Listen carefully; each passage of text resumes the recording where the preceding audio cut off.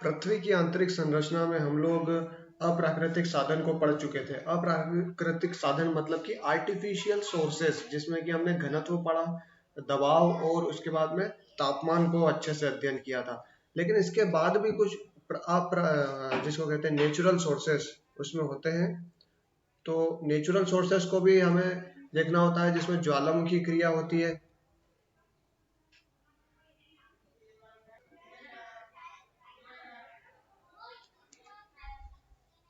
तो इसमें प्राकृतिक साधन नेचुरल सोर्सेस में ज्वालामुखी क्रिया होती है। और फिर उसके बाद में भूकंप साइंस, जो भूकंप विज्ञान जो है वो सिस्मोग्राफिक जो एक टूल होता है उससे पता चलता है। तो सबसे पहले तो हम देखते हैं ज्वालामुखी क्रिया से हमें प्राकृतिक साधनों का कैसे ज्ञान ज्ञान होता है। क्या होता है कि जब भी ज्वालामुखी का उद्गार होता है, ज्वालामुखी निकलता है, तब अंदर के भाग से, इसके आंतरिक भाग से गर्म लावा निकलता है या फिर एक तरल पदार्थ निकलता है। गर्म लावा बड़ी मात्रा में निकलता है और ये एक तरीके से इसको हम अर्ध तरल की अवस्था में भी कह सकते हैं। ये अर्ध तरल की अवस्था में भी होता है जब ये बाहर आता है। तो उससे कई सारी जो अध्ययन है वो करने को मिलते हैं साइंटिस्ट को। लेकिन इससे भी कोई बहुत बड़ी सफलता हाथ में नहीं लगी है। इससे कोई एक प्रॉपर जानकारी, हमें निश्चित जानकारी प्राप्त नहीं हुई है ज्वालामुखी क्रिया से भी। फिर भी कुछ जो अंदर के पदार्थ वहां से निकलते हैं, उनसे थोड़ा बहुत हमें जो अध्ययन होता है वो हम कर पाते हैं। और इसके बाद में भूकंप विज्ञान के बारे में, तो अब इसमें पूरा आपको भूकंपीय लहरों के संबंध में आपको ध्यान देना है। तो भूकंपीय लहरों का जो अध्ययन है वो कहाँ से होता है? सिस्मोग्राफिक यंत्र से। सिस्मोग्राफिक यंत्र से हमने ये देखा है कि भाई ज्वालामुखी प्रक्रिया में जितनी जानकारी हमें मिल पा रही थी, उससे कहीं गुना ज्यादा जानकारी हमें इस सिस्मोग्राफिक यंत्र से प्राप्त हो पाई। क्योंकि इससे जो 3 तरह की तरंगें होती है, पी, एस और एल वेव, इन अध्ययन का, इन लहरों का अध्ययन करने में हमें बड़ी सफलता प्राप्त हुई है। तो एक स्पष्ट अनुमान यहाँ से लगाया जा सकता है। तो अब 3 लहरों को देखते हैं। तीनों भूकंपीय लहरें होती हैं। इसमें क्या होता है? एक तो प्राथमिक लहरें होती है जिन्हें पी वेव कहा जाता है। उसके बाद द्वितीयक लहरें होती है जिन्हें गौड़ लहरें भी कहते हैं, आड़ी लहरें भी कहते हैं या एस वेव कहते हैं। ट्रांसफर ट्रांसवर्स सेकेंडरी वेव भी कहते हैं। ये कई तरीके से एग्जाम में पूछा जा सकता है इन 4-5 नंबर के हिसाब से, मतलब चारों पांचों नामों के हिसाब से। इसके बाद में एल तरंगे भी होती है जिन्हें धरातलीय तरंगे कहते हैं या सरफेस वेव इन्हें कहा जाता है। तो सबसे पहले देखते हैं हम पी वेव या प्राथमिक लहरें। अच्छा, ये प्राथमिक लहरें जो होती है वो ध्वनि तरंगों के अनुकूल होती है। जो साउंड वेव होती है उसके अनुरूप ये गति करती है। और ये जब गति करती है तो पदार्थ के कण की दिशा में ही करती है। जो पदार्थ का कण जो जिस गति में दिशा करता है उसी दिशा में ये गति करती है। तो इस तरंग की जो गति होती है वो सभी तरंगों में पी, एस और एल, इन तीनों तरंगों में पी तरंगों की जो गति होती है वो सबसे तेज होती है। अब जो ठोस चट्टानें जो होती है उसमें ये और भी ज़्यादा तीव्र हो जाती है। ठोस चट्टानों में या घने भाग में, थोड़ा जहाँ घनत्व ज़्यादा हो वहाँ पर और भी तेज स्पीड ये पकड़ लेती है और इसे पी वेव भी कहा जाता है। इसके बाद में द्वितीयक तरंगे जिसे ट्रांसवर्स या एस वेव कहा जाता है या गौड़ तरंगे भी कहा जाता है। तो ये जल में चलती है, मतलब जल जो तरंगे होती हैं उनसे लगभग मिलती जुलती है। जल या फिर जो आपकी प्रकाश तरंगे या लाइट वेव भी होती हैं तो उनसे मिलती जुलती है, उस तरह की तरंगे। तो इनकी गति जो है वो एक तरीके से राइट एंगल बनाती है। जो पदार्थ के जो कण होते हैं उसकी जो दिशा होती है तो उसके परपेंडिकुलर ये होती है, ना कि उसके पैरेलल होती है। ये ऐसे एक तरीके से समकोण बनाती है उस दिशा के अनुरूप। अब इसे ट्रांसवेव तरंगे या एस वेव भी कहा जाता है। जब ये पृथ्वी के भीतर, मतलब बहुत ज्यादा गहराई में पहुंच जाती है, तब क्या होता है कि जो द्रव पदार्थ, क्योंकि पृथ्वी के जब भीतर जाएगी तो द्रव पदार्थ चालू हो जाएंगे। उन द्रव पदार्थ या लिक्विड जब चालू हो जाता है, लिक्विड वाला पार्ट, तब ये तरंगे लुप्त हो जाती है, ये तरंगे गायब हो जाती है, जो एस तरंगे हैं। इसके बाद में एल वेव, एल वेव को हम धरातलीय तरंगे भी कहते हैं। तो जैसा नाम से पता चलता है कि धरातलीय तरंगे या लहरें धरातल के ऊपरी भाग तक ही सीमित होती है, यह भूगर्भ में प्रवेश नहीं कर पाती। और एक बात ये भी है कि ये लंबे समय तक रहती है, लंबे समय तक इसका लहर का प्रभाव रहता है। तो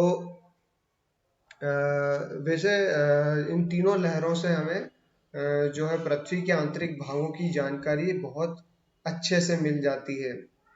अच्छा, एक बात और कि जो प्राथमिक तरंगे होती हैं उन्हें अनुदैर्ध्य तरंगे भी कहते हैं, और जो एस वेव होती है वो अनुप्रस्थ होती है, अनुप्रस्थ यानी ट्रांसवर्स। फिर एल तरंगे धरातलीय तरंगे होती है। तो वैसे अगर देखा जाए तो भूकंप जो होता है वो भूकंप केंद्र से चलकर एपिसेंटर तक पहुंचती है। मतलब ये लहरें जो होती हैं वो भूकंप का जो केंद्र होता है वहां से शुरुआत होकर एपिसेंटर, एपिसेंटर का मतलब कि जो धरातल पर जहां पर इसने सेंटर बना रखा है, तो अब ये वहां से सभी दिशाओं में वैसे चालू हो जाती है। तो पी और एस तरंगे जो धरातल के नीचे से होती हुई वापस धरातल पर पहुंचती है। पी और एस तरंगे जो कि चालू धरातल के नीचे से होती है और पहुंचती कहाँ पे, धरातल पे, जबकि जो एल होती है वो धरातल तक ही सीमित रह जाती है। तो यही बात है। और ये भी हमने देखा कि भाई जो एपिसेंटर है, भूकंप का जो एपिसेंटर है वो 110 से लेकर 120 डिग्री की दूरी पर पी तरंग को अंकित करता है। और एस तरंग तो क्योंकि खत्म ही हो जाती है, हमने देखा ही, वो गायब ही हो जाती है। और ये जो है पी वेव, ये 110 से लेकर 120 डिग्री का मतलब कोण बनाती है। यही हमें पी एस और एल वेव से जानकारी मिलती है। अब थोड़ा सा और इसको अच्छे ब्रॉड व्यू में देखें तो पी एस और एल व्यू ये हमने देख लिया है। अब ब्रॉड व्यू में हम इसको इस तरीके से देखेंगे कि यही जो लहरें हैं पी एस और एल, तो इनकी जो गति होती है उसी के आधार पर हम इसे तीन भागों में बांट देते हैं, तीन जोन में बांट देते हैं पूरी पृथ्वी को। एक तो हमने पढ़ा, एक तो हम देखते हैं भूपर्वटी या क्रस्ट, फिर उसके नीचे चले तो मेंटल, और फिर उसके नीचे चले तो क्रोड। भूपर्वटी, मेंटल और क्रोड, इन तीनों जो पृथ्वी के तीन भाग हैं उन्हें हमें हमें अब अध्ययन करना पड़ेगा।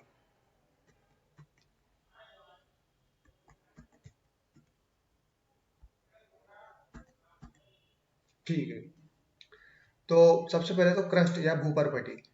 तो इसमें हम देखते हैं कि भूपर्वटी की जो एवरेज इसकी जो मोटाई है, औसत मोटाई है, वो 30 किलोमीटर मानी गई है। और कई स्रोतों में तो इसको 100 किलोमीटर तक भी बताया है, लेकिन 30 किलोमीटर इसका जो औसत उसकी जो मोटाई होती है वो होती है। फिर इसकी जो स्पीड होती है वो 6 किलोमीटर प्रति सेकंड होती है। और निचले भाग में तो इसकी स्पीड और भी बढ़ जाती है, तो 6.9 किलोमीटर प्रति सेकंड तक हो जाती है। इसका जो डेंसिटी है, इसका एवरेज डेंसिटी भी 2.8 है। ऊपरी मतलब ये ऊपरी भाग की बता रहा हूँ, जबकि अपन थोड़ा सा निचले स्तर पर जाएंगे तो ये 3.0 हो जाएगा।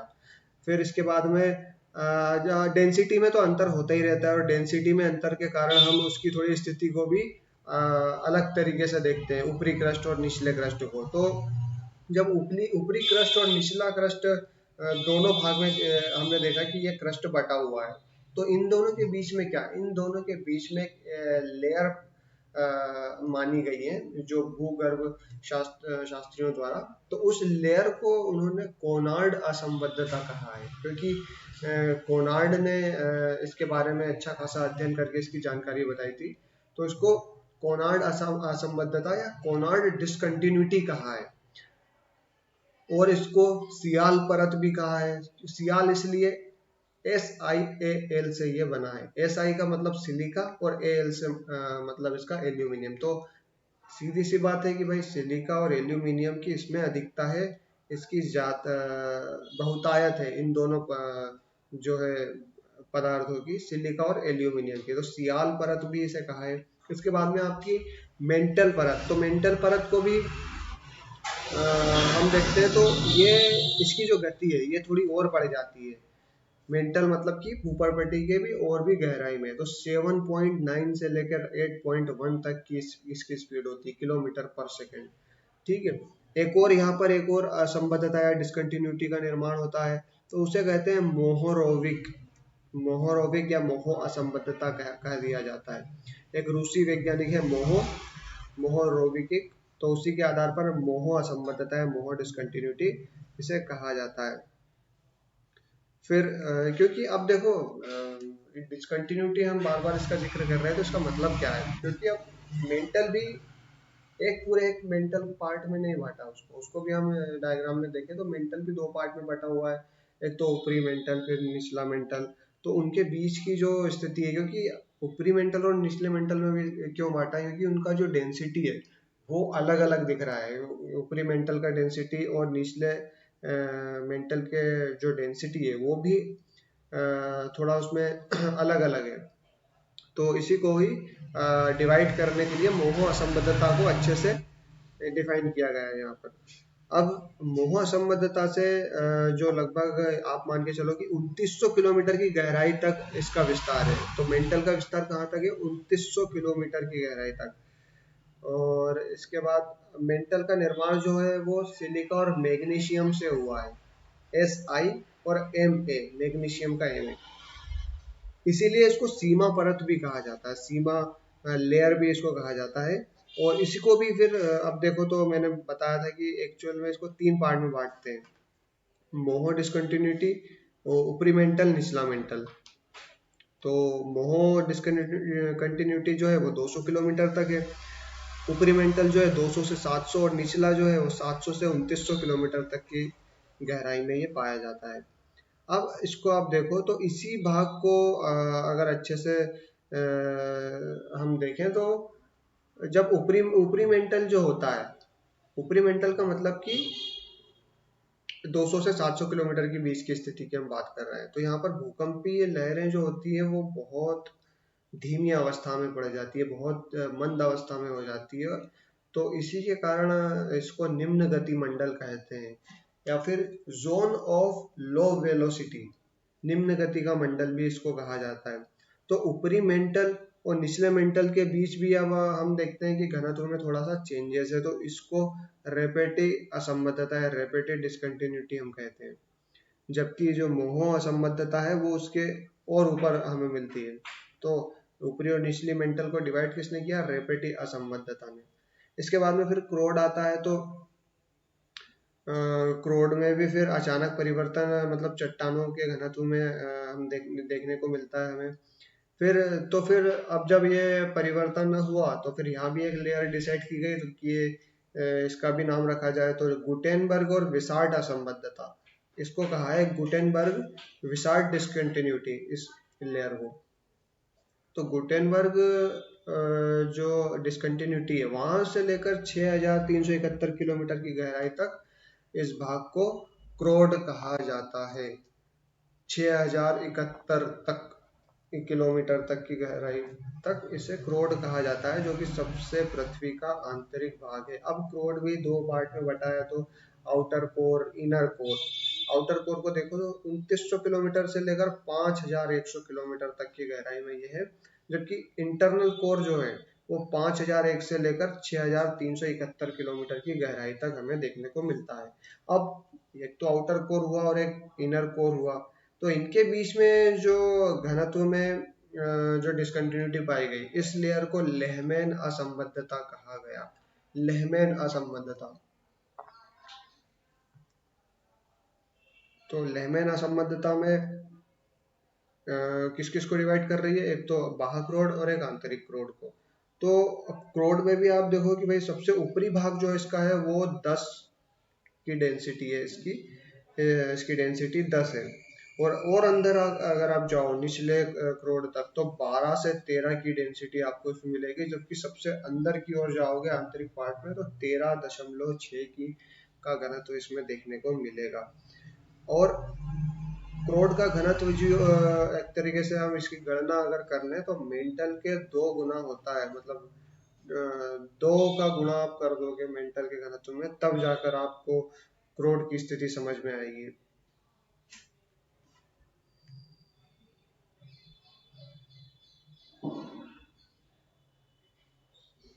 अब यहाँ पर हम देखें कि क्रोड का जो वॉल्यूम होता है या आयतन होता है वो पूरी की पूरी पृथ्वी का मात्र 16% होता है।